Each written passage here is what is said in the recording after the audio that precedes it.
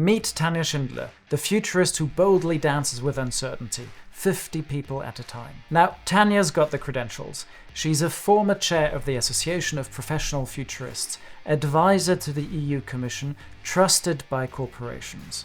But she'll be the first to tell you that titles don't build futures, people do. And that's where her magic happens. In this conversation, Tanja shares her 6 rules of foresight, how to design futures workshops where participation isn't just encouraged. Magic happens if people are in the room and having a conversation. At the end, I couldn't stop them anymore because they were so into it. Why the real magic doesn't come from experts with perfect answers. With the trend experts, the trends are all the view from the present. The future sometimes unfolds completely different. You learn how those workshops don't just end in sticky notes and good ideas.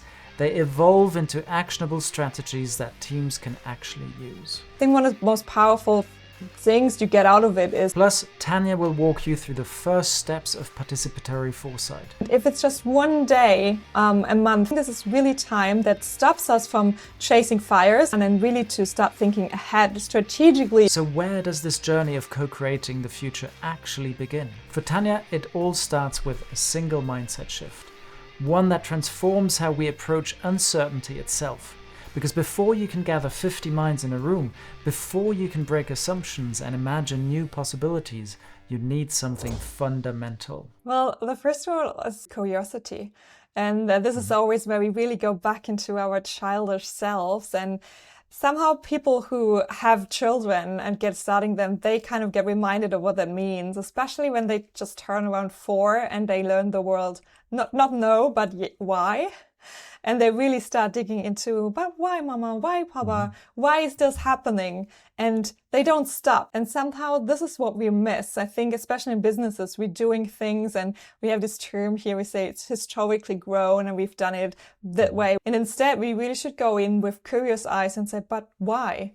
So why are we doing things the way we're doing it, but also why do we see things the way they are? The idea here is that curiosity isn't just about asking more questions. It's about maintaining an open, exploratory mindset. Because the moment we stop questioning, we stop seeing new possibilities.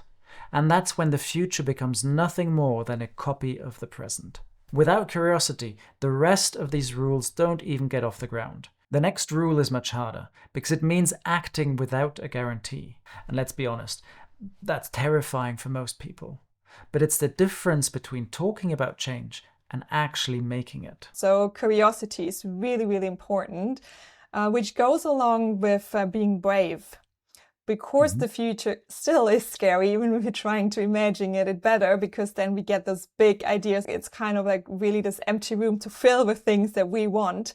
So we need to be brave to make decisions and maybe even to embrace this uncertainty and say, we don't know the answers yet, but maybe we can start asking the right questions. And that's really good for it. Bravery isn't about being reckless. It's action with awareness. It's saying, we don't know the outcome yet, but we believe it's worth exploring. That courage is what turns questions into real-world change. Once we've embraced uncertainty and taken that first step with courage, the next challenge isn't just about daring to ask questions, it's about whose questions we're even asking. Imagine trying to think about futures all by yourself. How much would you really imagine? It turns out the answers we miss often aren't about information, but about perspective. What if the key to seeing what's coming isn't in more data, but in who's in the room with you? And the third one, as I mentioned, is diversity. How we can imagine the future really depends on how we grew up, how we're thinking, how we're speaking, what gender we are or identify with. So the more people we are in the room, the more we can envision and can imagine the future. So if you really get a room of 50 people and you let them have a conversation on the future, and they all have different backgrounds professionally as well as maybe where they grew up from, then you really get interesting discussions about the future. And you really see there is spark and there's insights, because somehow you see, oh, there is someone seeing the future completely different than me, and why? And you're really questioning yourself, what do you not see? Or maybe you see something the others can't, and you kind of explain that. So you really get into this creative space of thinking about the future. No one sees the future the same way. How we imagine what's possible is shaped by where we come from, what we've experienced, and the stories we've absorbed. So diversity isn't just a nice to have, it's a must have. It's about surfacing a richer map of possibilities that we might otherwise overlook. And once you've got a diverse set of voices imagining different futures, that's when things can really get interesting. Which brings us to the next rule, because what if the ideas that feel impossible are exactly the ones we should be thinking about? The fourth one is really about being crazy, because there are so many what we call wildcard cards, or so many events that are just unforeseeable, because it's just a complex world that we live in, and there's some crazy people in it. So the crazier we think, the less I feel like we are surprised by the future a little bit. So if we really go not into the complete ridiculous, but into the space that just really feels uncomfortable because it seems so impossible, because then our brain really gets trained to think about the stuff that we normally don't think about, because we're so rational people now, right? It doesn't make sense. But what if? And these are what ifs, really to embrace that. Embracing the unconventional is key. In futures work, crazy ideas aren't distractions. They are exercises that train our minds to consider scenarios we might otherwise ignore. The more we practice stretching the limits of what seems possible, the more prepared we are for unexpected events. But what if the impact of these ideas isn't just immediate?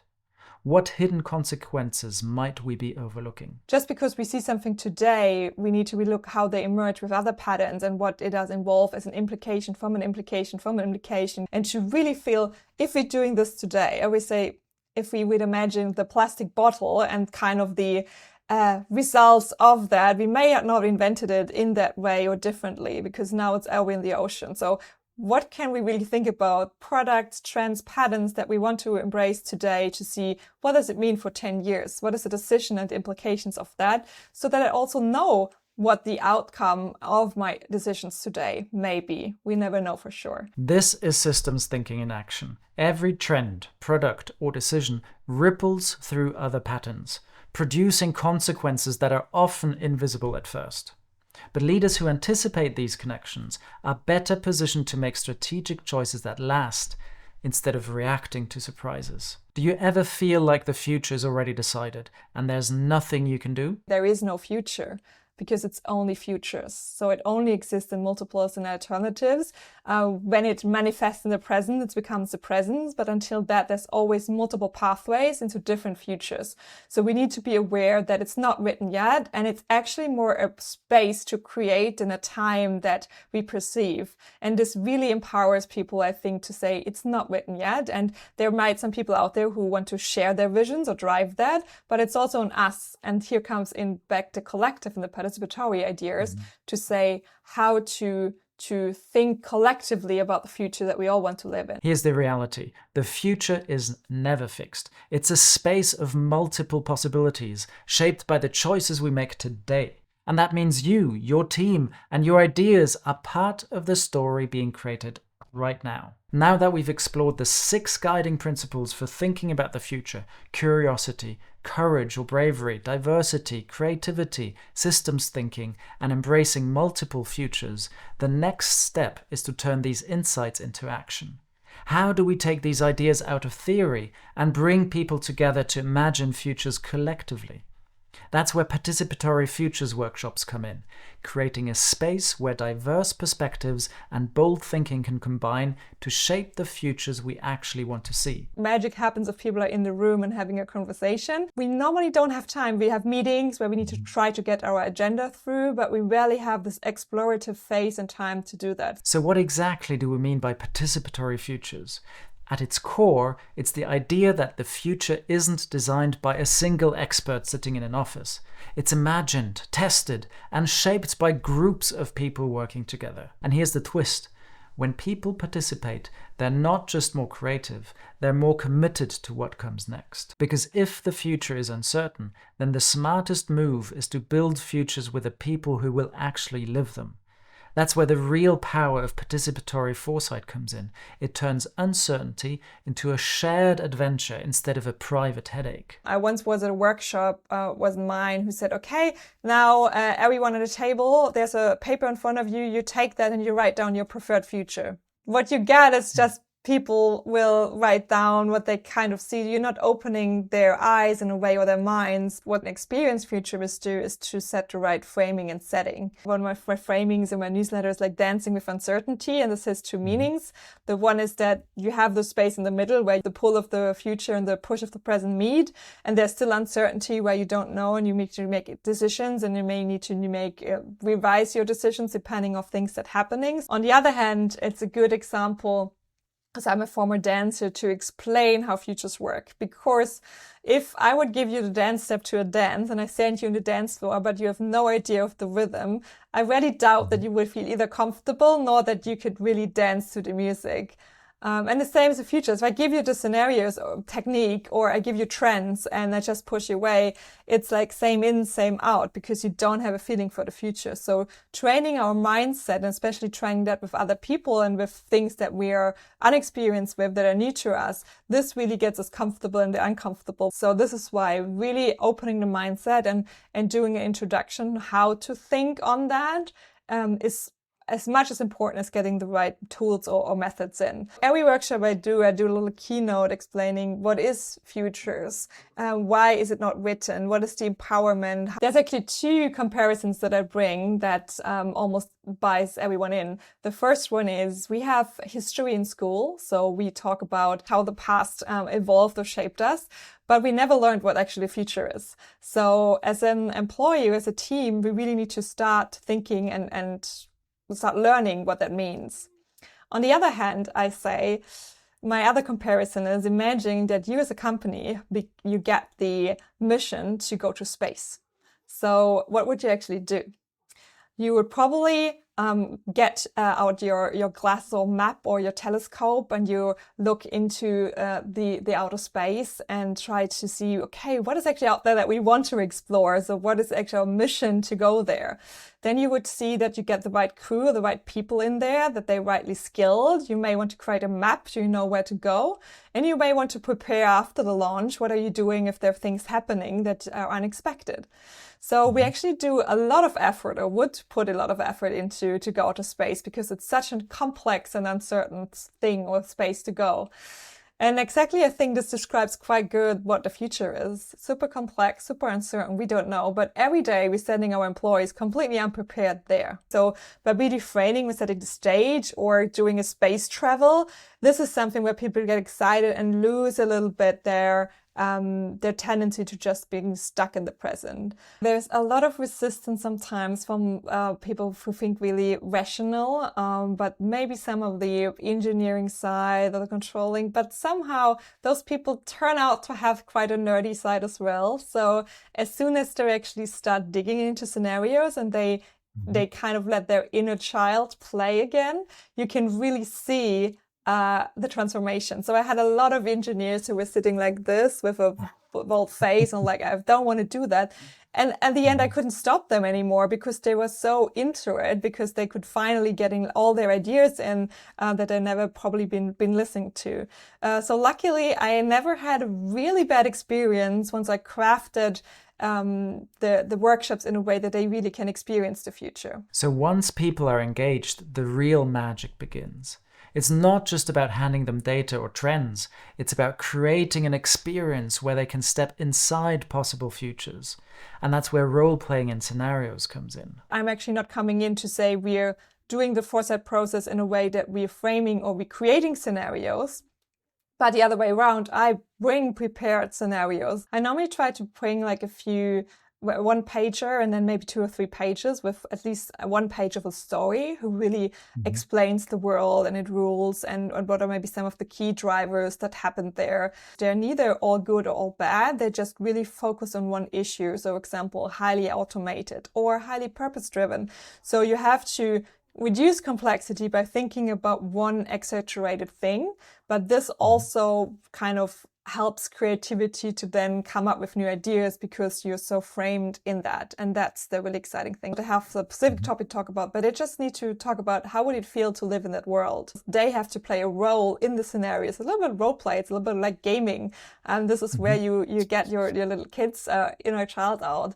And this is what really works. And then they're kind of really super engaged, and then they're projecting their ideas. So even their scenarios, even if they're not always in the more positive scenarios, but they're like really, really get hung up to how to survive in those worlds as well. If you would need to work in that world as a leader or as a team player, what would you experience? What are the challenges? What are the really opportunities as well that you have there to thrive in? And this is exciting and it's fun. What you just heard is powerful.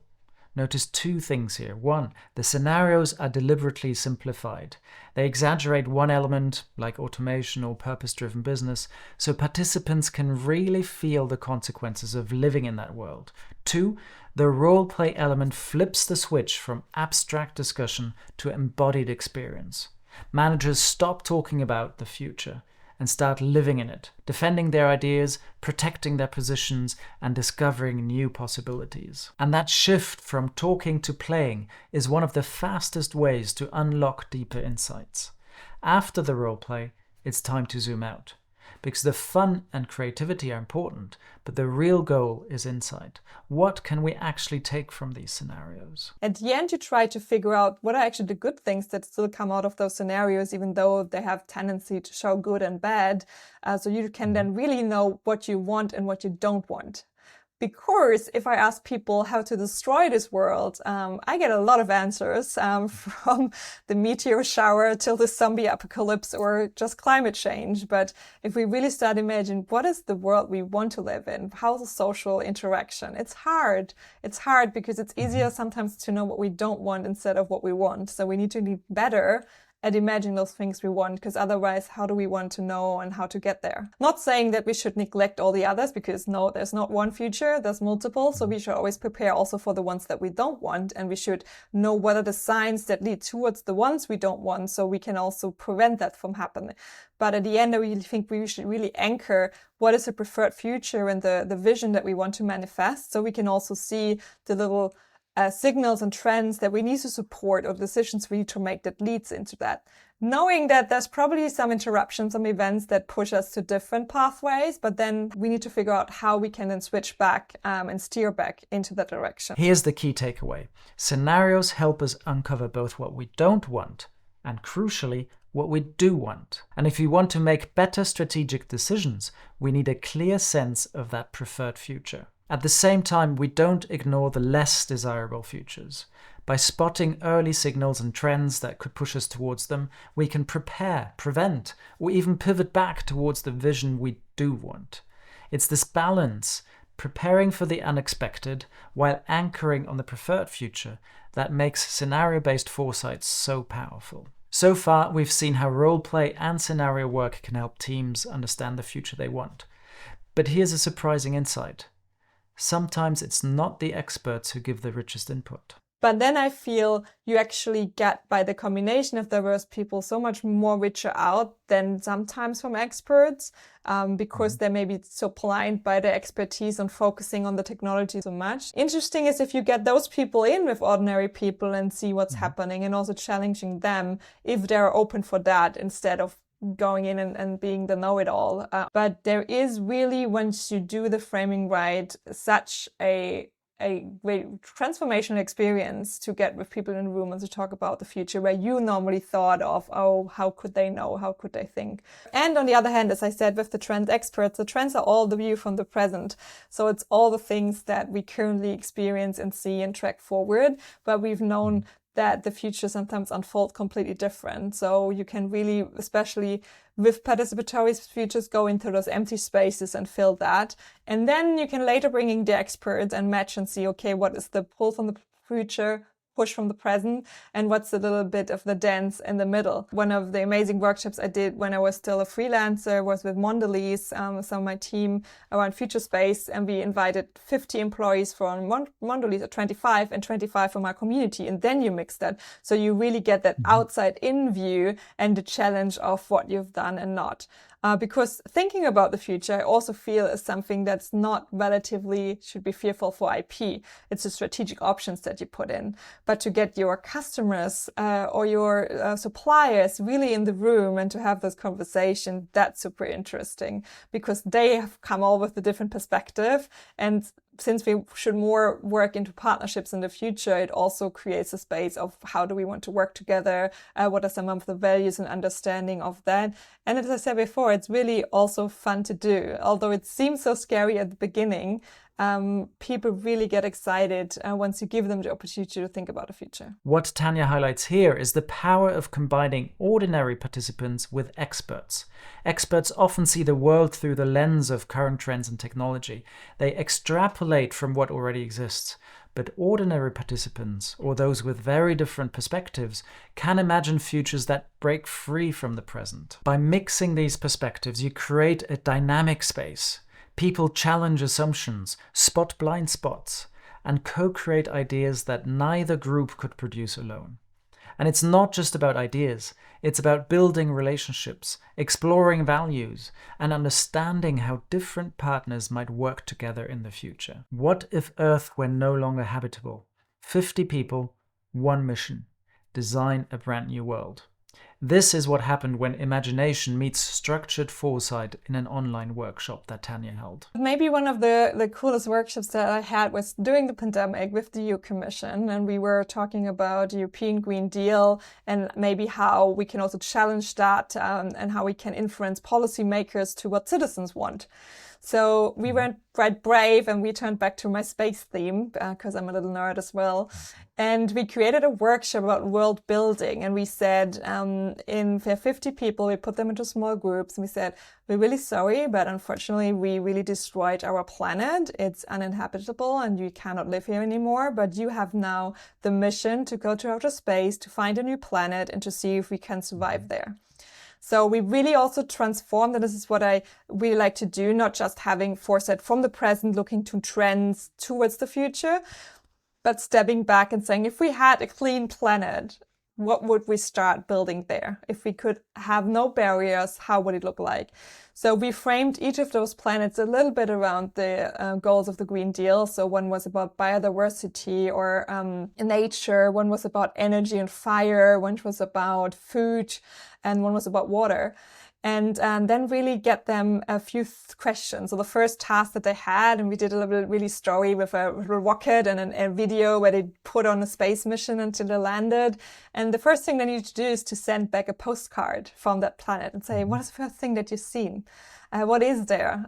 To really spark the imagination. And then as a team, they had to explore, okay, what is happening there? So what are some of the resources, the task, who lives there, whose interaction, what is there that really describes or let this planet thrive or not? So also make decision, is this something you want to live in or not, or creating that.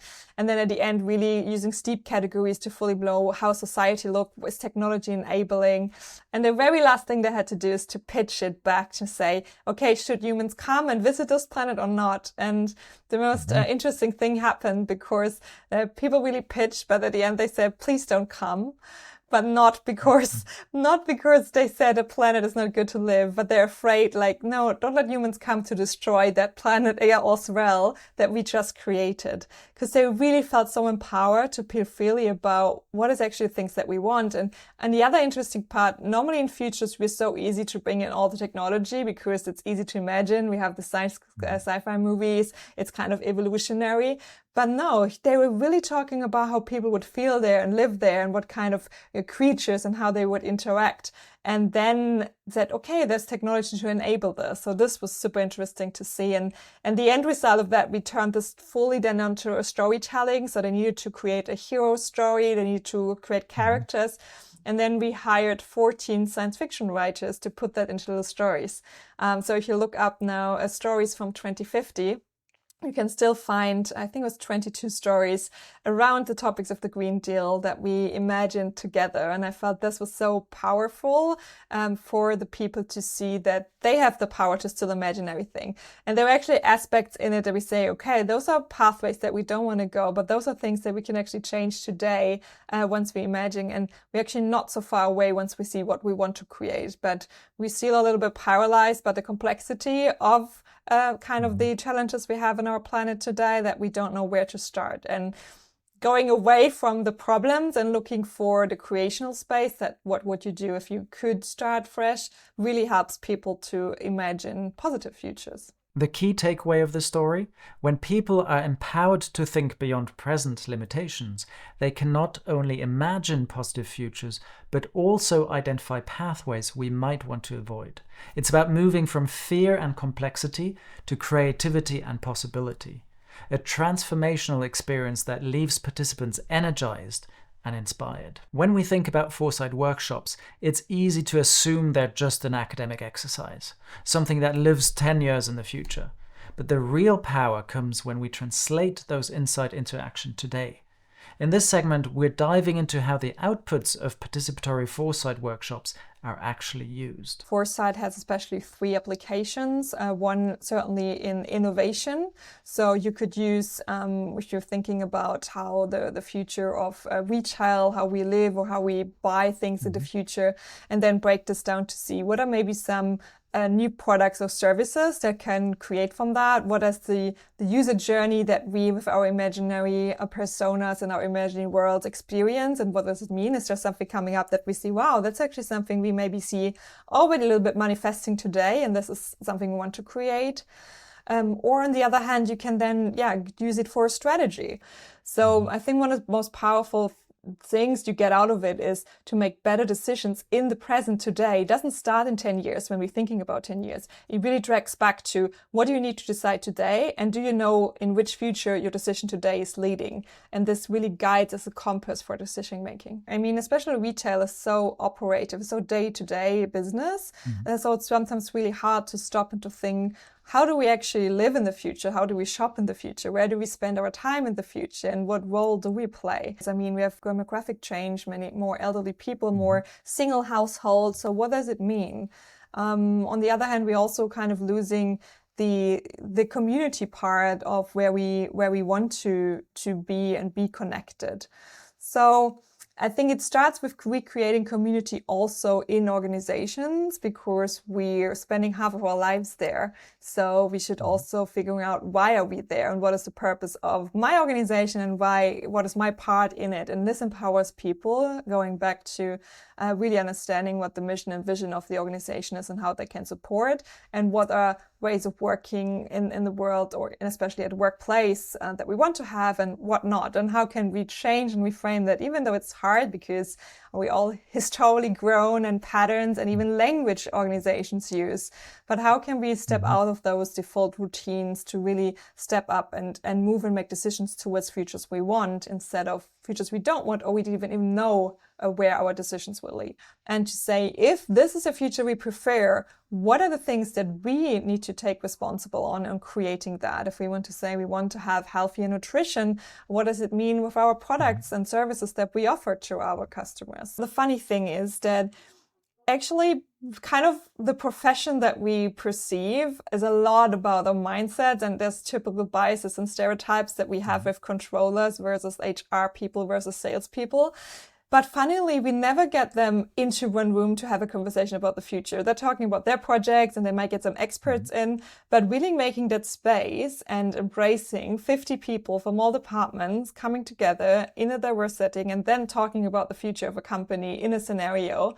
And all they bring those different aspects in, and they're talking then from a customer perspective, for example. This is really something super interesting. And the more international the company, I think the more interesting, of course, but even if not, the first step of diversity then is really having those different departments in one room. So I always say I'm gifting time a little bit, because time thinking about the future, and to get them into the room and to start this conversation, this is very, very interesting. The vision can be co-created in a participatory futures, but then also, of course, need to be aligned with the leadership. So they're really buying that into that as well. And they may even co-develop that as well. So you can do it from top down, bottom up, and meet and challenge until you agree. By really putting this into images and visualize it, I feel this is also something people can more connect to than having a written paper of strategy, and to really say, well, this is something that we want, that this is something that we stand for. And the last part is then transformation. So anything from culture, HR, leadership, because we are so afraid of the future because we sometimes don't know what it brings. So by envisioning and leading towards and saying even we need to let go of a few things that we may cling to in these days, but if we let go, we can actually reach the futures we want. So sometimes people just don't want to let go of it and are afraid because they think they're losing it all, or they lose so much power or anything else, instead of seeing what they could gain by maybe stepping back or flattening hierarchies and stuff like that. And I feel by really, creating emotions for the futures that we want, that really helps for people to transform and to move towards those futures. Ultimately, participatory foresight isn't just about seeing the future. It's about feeling it, engaging with it, and using it to make better decisions today. It empowers teams to let go of outdated habits, embrace new ways of working, and co-create futures that are not only possible, but desirable. And that's where strategy, culture, and leadership intersect in a truly transformational way. So far, we've explored how participatory foresight workshops can feed strategy, innovation, and transformation. But here's the thing. It's not just about one-off workshops. If you really want foresight to stick, it needs to become part of the culture. Let's hear how organizations can create what we call a foresight culture. A foresight department should not be an insight department. It's not where you get all the knowledge. It's really more a philosophy, how you run the organization, or something that should be embedded and weaved into the structures of that. So everyone understands and a little bit the impulse and the challenger of the organization in a positive way, in a way where they can really grow. And think outside the box, rather than compare it to just market insights where you deliver what are the next trends. The real, I think, essence there is to say, let's get some time and get prepared by start thinking about it. And if it's just one day a month, for example, where we can do that, or maybe to start it to do that twice a year as a workshop. I think this is really time that stops us from chasing fires and getting down the stuff that we think we need to get done, and really to start thinking ahead strategically of also where we want to go. Embrace a curiosity in your daily routines and days, and to really see if you are a leader in your organization, make space for your team to have those conversations. Whilst you do a workshop and you get everyone engaged, it's still different to engage them every day. So it also needs to be fun. So what I normally do or try to implement is like a trend cafe, where you just sit, you get good coffee, so everyone gets a treat, but you have a conversation on the trends. Because this really is also where the magic happens, is if I sit there and ask them, send them a survey to rate the trends, nothing happens. But if you start exploring what this really means and you have a conversation around that,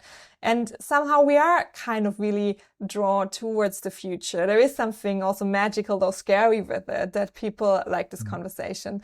But it's also something I feel that's not coming from one day to the other. It's really a culture that you need to create, and it's a little bit of patience that you need to bring in with, because we have the pressure of getting out the products tomorrow and we have our daily business. So making space for the future, I know, isn't easy, but I've never seen anyone regretting it. So we just really need to establish and embracing it even more and make it fun. To get people away from I'm afraid into, hi, there's actually something very beneficial learning from me today. I can apply it today, but it really guides me towards where we're actually building, or what's our vision to create. Notice a few key things here. This isn't about a single foresight team hoarding insights. It's about weaving future thinking into everyone's work. Leaders, different departments, and day-to-day routines. And the magic isn't in the trends themselves, it's in the conversations around them. That's where ideas spark, people challenge assumptions, and a real culture of foresight begins. But how do you actually start practicing participatory foresight, especially if you're just beginning? Let's hear some practical first steps from Tanja. Where it's actually very powerful is in your own communities. So we've seen doing workshops for that. I did one in Berlin as well, to say what is maybe some of the community places that we want to change, and to even introduce that there, to say what are some of the things we want to change our town or in our city, and then do that. Or if that's too scary for people to go out, invite some of their friends and talk about futures and to get that in. Just really opening that perspective and start co-creating ideas around things that you want to build. In general, it is not a completely new field. It's just a new approach to say, instead having maybe only experts in the room, where we also think there are also all the knowledge, to really see maybe the expertise also lies in the people who are not too focused on topics, but are really living in their moments or in their lives. And since the future does not exist yet, it is really about the things that we want to imagine. And we all should, as futurists, always design for people, and especially for the next generation, and that hopefully, or with that, for the planet, because without the planet we cannot exist. Your friends or just the normal people around you, they all want to live here too. So I don't think future should be something for the privileged or the studies. Unfortunately, we see that, of course, if you are in the stress or you really need fight for survival, you're more thinking about tomorrow or today than in the long-term future. But I really wish that we also would find space to invite those people and to see what is really the space that we want to create. And on the other hand, what you also see is we're not so far away, even for people where we think we cannot connect with, even if there's history together that you cannot agree on. A lot of times the futures we want to create that we want to live in are not so far away from each other, just differently framed. So once we remove the framing and we bring an open space for creativity, we can actually reduce some of those fear or even those hate of the past, and really more focus on a positive future together. The takeaway here is simple but powerful. Participatory foresight starts locally, in your own community, or even with just a few friends. You don't need experts or complex tools.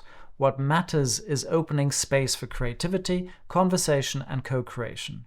By involving diverse perspectives, we not only imagine better futures, we also build shared ownership and reduce the fear or resistance that often comes with change. And here's the kicker: the more people see themselves as active creators of the future, the more likely they are to act in ways that shape it positively for themselves, their community, and the planet.